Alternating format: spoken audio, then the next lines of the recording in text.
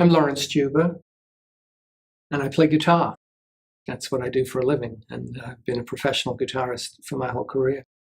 Uh, my first serious encounter with death was I was actually on a recording session in London back in the 1970s and got a phone call that my father had just died, which was a great shock because he was 51 years old.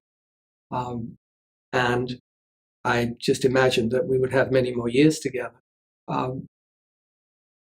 But beyond the kind of the macro concept of death, I'd really like to address more the creative end of it. The concept of a kind of a creative destruction, a creative death, in order to move forward creatively. For me, I think that there's some value in being able to let go of things to rediscover them.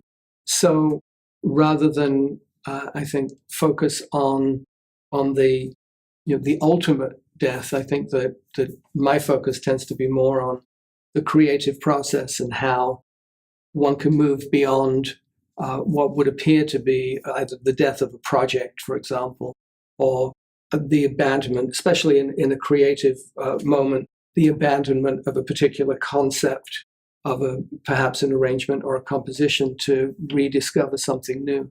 And certainly I found that when my father passed away, that it was not a finality as much as it was kind of a spiritual awakening for me too. So a difficult topic. When it comes to Live and Let Die, which of course is a famous Wings hit, which Paul McCartney wrote for the James Bond movie, which of course the title being a play on Live and Let Live, but Live and Let Die instead. That was, I wasn't in the band when it was originally recorded, but we did perform it. And that was something that really has one of those songs that has an enormous resonance with music fans and with other musicians. To the extent that Guns N' Roses, for example, did a cover of it. In fact, I was at a sound check one time playing my arrangement of Live and Let Die, and a young lad sitting next to the sound man said, "Oh, nice take on the Guns N' Roses song." So, from one generation to the next, sometimes the origins can get lost there.